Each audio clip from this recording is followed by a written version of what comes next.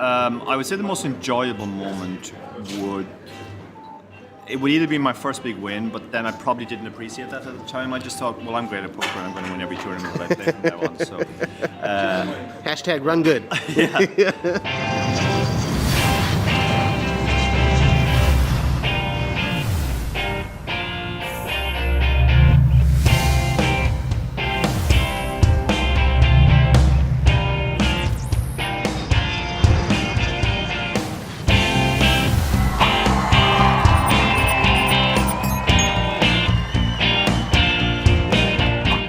Hey everyone, Robbie Straczynski here at the 2018 Unibet Open in Bucharest. I'm here with Mr. Dara O'Kearney. How are you, sir? Very good, thank you. Morning. Great to see you. Oh, great to have you on. Thank you very much for your time. This is problem. a special occasion. I've been looking forward to this one. Excellent. Got some specially researched questions for you. Oh, wow.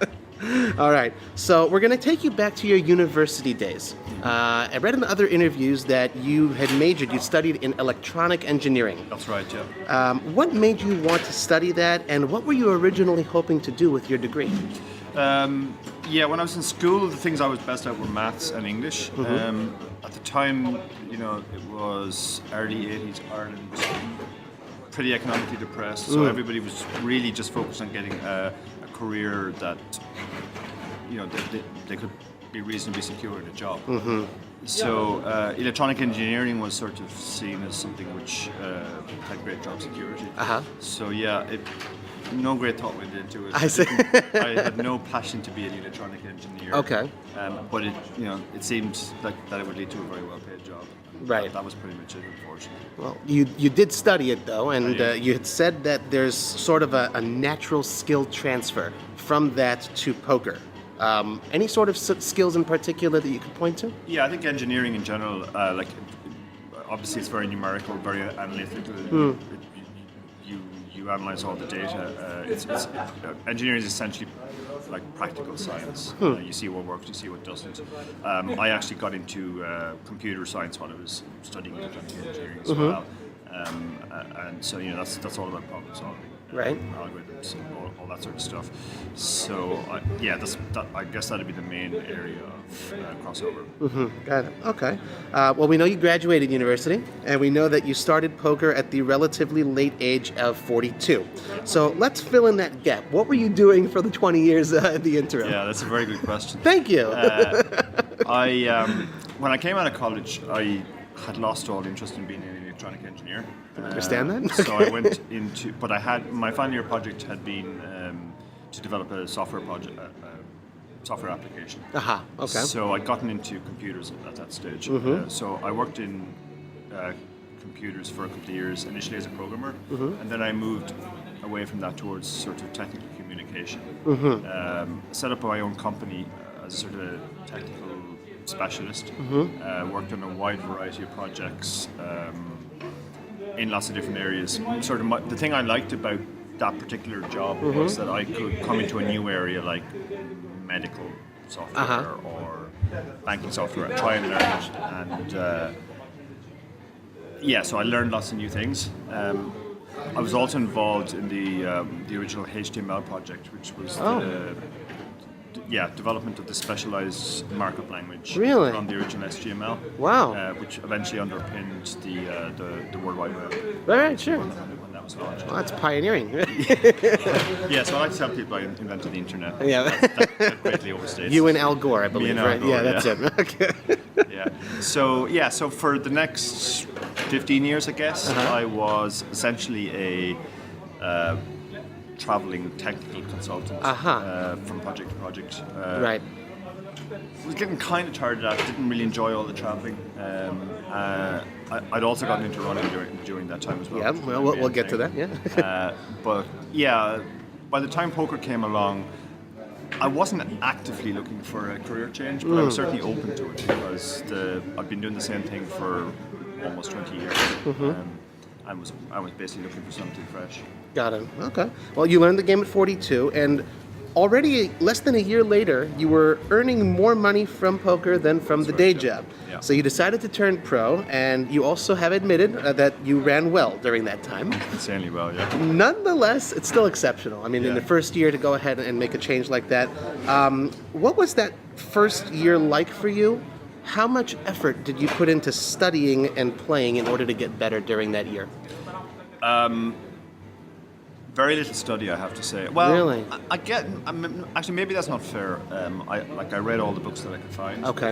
I guess that's what study was like back then. Sure. This is like pre-solvers. I also befriended one of Ireland's top players at the time, Rob Taylor. He was a huge help to me in the first year. My brother had played semi-professionally for a few years. He was the guy who originally taught me the rules. So, yeah, I guess all of that. So I played an insane amount. I mean, I played every minute I possibly could. Sure. I think probably for the first 6 years of my career or so, I didn't take a single day off.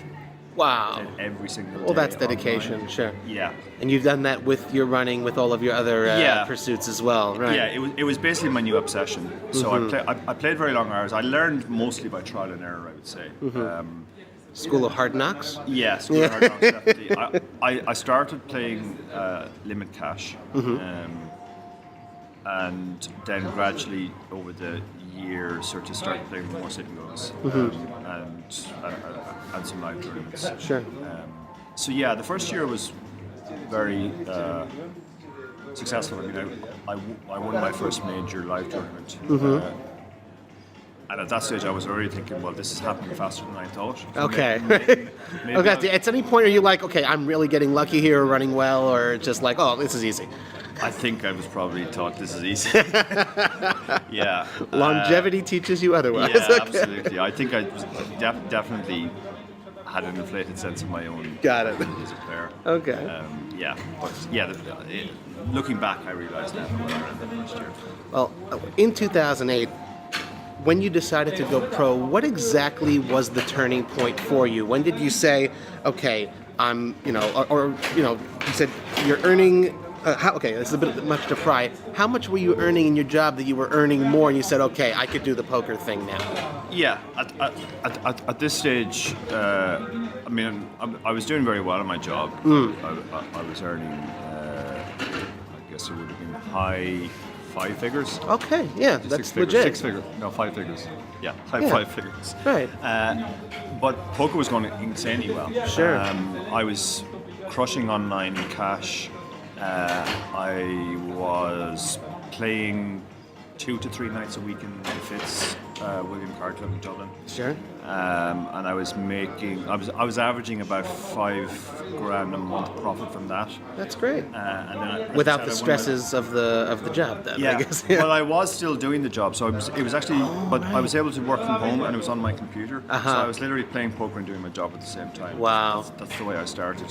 And then the decision to go pro, it was like after my first results, I thought, okay, now I'm a pro, and I was like, well, that is just one tournament. So maybe we'll wait for a second tournament. Right. So it was like, if I get another big result, then I'll go for it. Got it. So there was a few months where nothing happened, and then I went deep in GUKPT in the UK. Sure. Yeah, then I said, okay, well now I'm pro, which in fact is an absolutely ridiculous way to think about it. But yeah, that's the way we all talk back then. Yeah. All right, well, we're going to switch gears a little bit. You've mentioned distance running, Yeah. and I've also read that you like playing chess and backgammon. That's correct. So what do you like about each of these 3 pursuits? Running initially just started to try and get into some sort of shape. Because working at a desk all day with a computer, very easy to get out of shape. Sure. So, I just started as a recreational jogger. But having such an obsessive compulsive personality didn't end there. So before I knew it, I was running marathons. Wow. And then towards the end, ultra marathons. That means longer than a marathon, right? Yeah, that's right. Yeah, anything longer than a marathon is an ultra marathon. So that can be anything. 26 miles. Yeah, What's that, right? that's just a warm up. So, running was the first really physical thing that I had done. I wasn't a naturally athletic kid. I wasn't good at sports. I wasn't good at physical pursuits. But just the pure joy of physical movement and having so much time to think and feeling physically fit as well. Okay. And the people who who do running seriously are all wonderful people. Sure. These are people I interacted with. A lot of endorphins in the system. That's A lot of for sure. endorphins in the Yeah. system, a lot of really positive people. So Yeah. that was the thing, I guess, what I enjoyed about running. The other games, Chess and backgammon. as Yeah. you mentioned, and I also played bridge at a pretty high level. Oh, okay.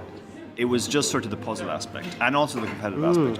I'm a very, very competitive person. So as soon as there's anything that I can do where I can play against other people, that's an immediate attraction for me. And then I do like to sort of work out the whole strategy of games. Sure.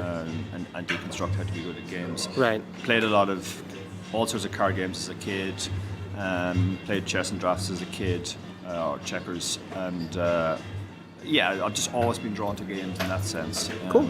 So, yeah, that kind of ultimately led to poker. I Yeah, guess. makes sense. It's all in the same fold, I guess. Yeah. You're widely known as Doke. Yeah. Does that nickname mean anything? Where did it come from? Where did you get a nickname like Doke? Yeah, I remember when the very first site that I played on, I had to set up a user ID, Okay, sure. and I tried Dara, Okay. and that was gone. So then I just took the first 4 letters of my first initial and second name. D-O-K. Ah, okay. And and it only needed 4 letters. So I Uh-huh. thought there's no reason to put in a 5th letter. That's Right. just waste, because I'm going to have to type this every time I log on from now on. Again, this is the The engineer's mind. GTO. Yeah, this is the engineer's Why mind waste the of, like, keystroke, right? Why waste the keystroke? So yeah, and that's all it was. And it stuck. It stuck because for the first several years of my career, I was essentially an online player who occasionally played live. So when people would meet me, they didn't know me by name, but they knew who I was online. So they started calling me Doug.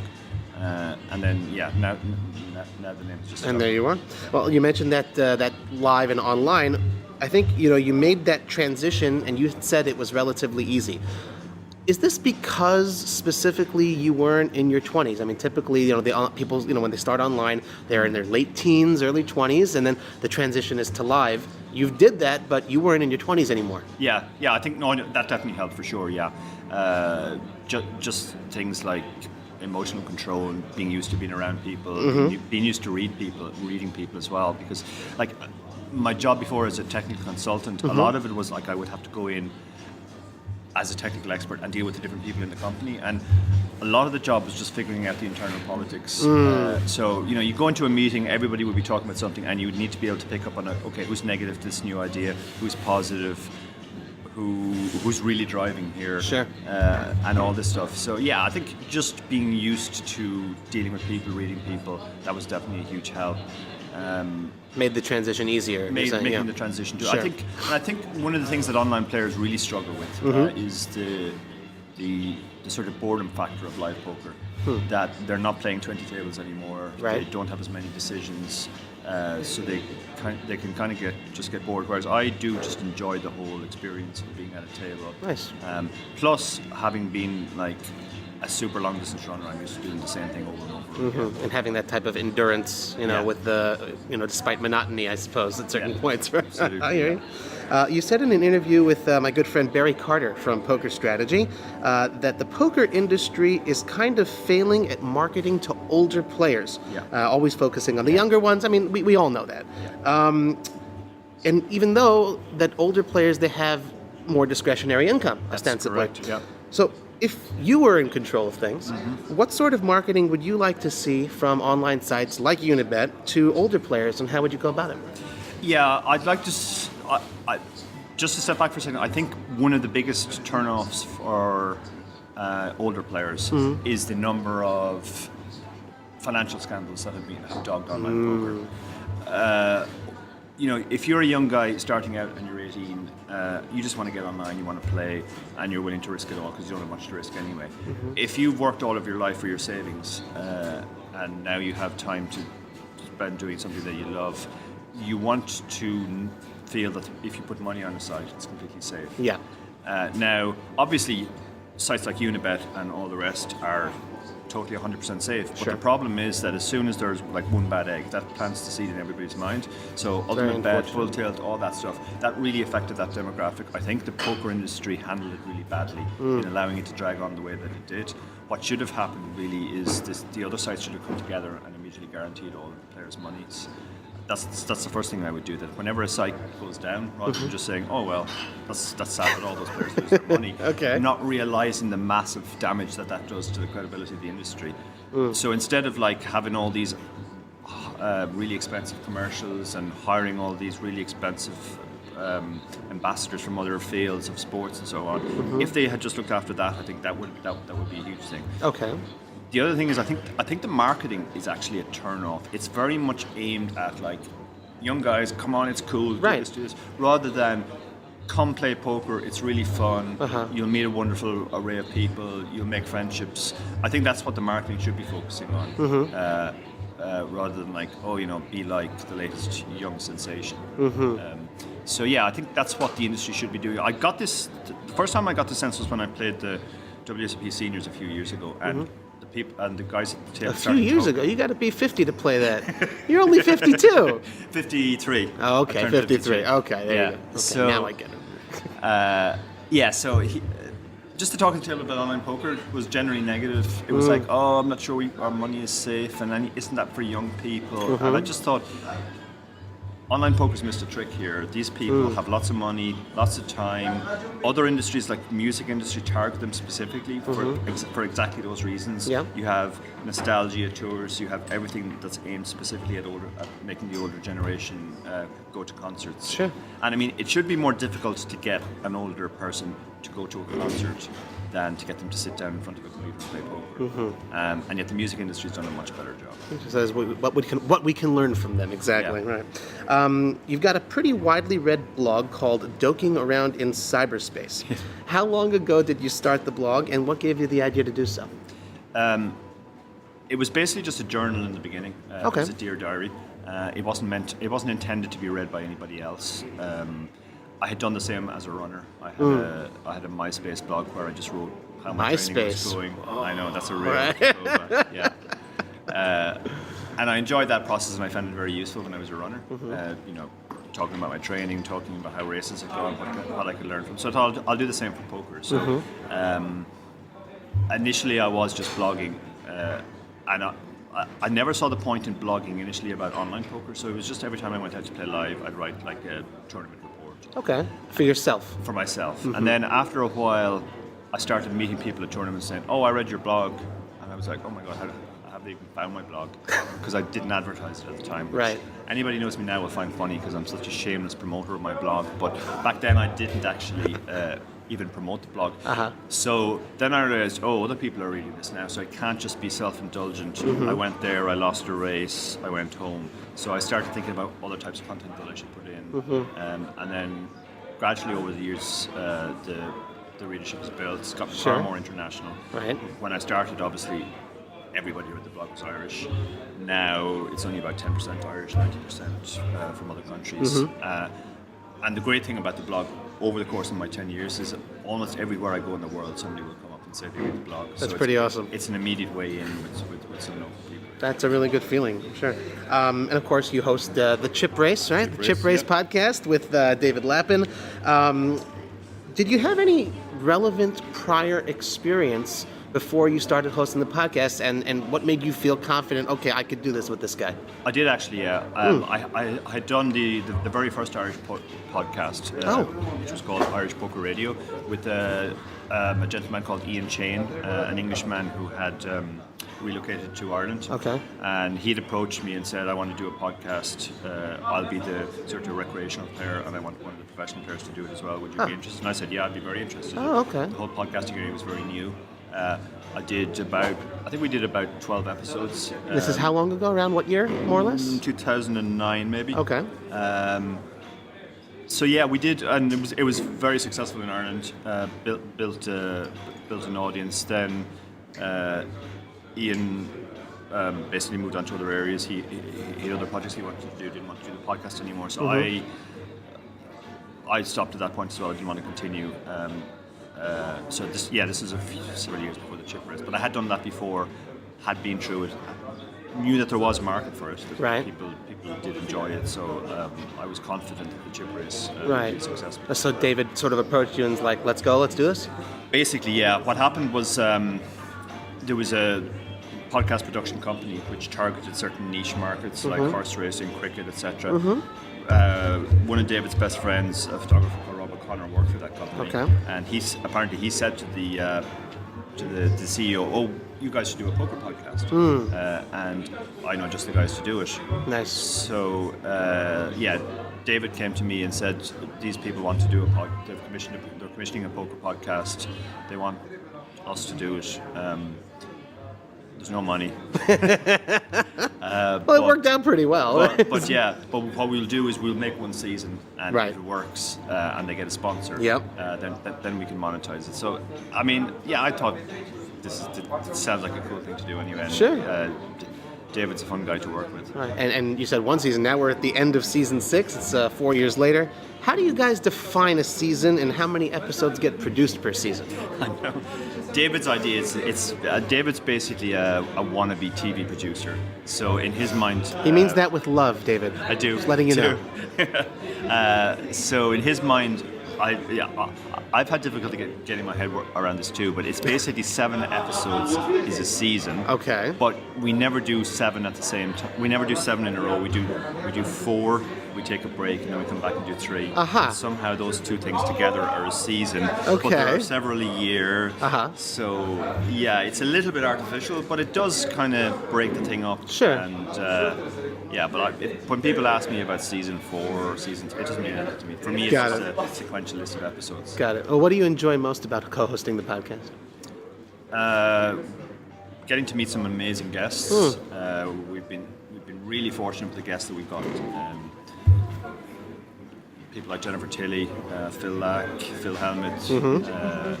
But then like a wide variety of lesser known names as well that we're friends with and know. I would say probably the main thing though is just working with David because he's such a fun guy to work with, and he's really committed to making the podcast successful too. Sure. David does, I would say, at least 80% of the work. So you get off pretty easy. That's I what get you're off saying. really easy. Yeah. Nice. Yeah. Solid Yeah. move.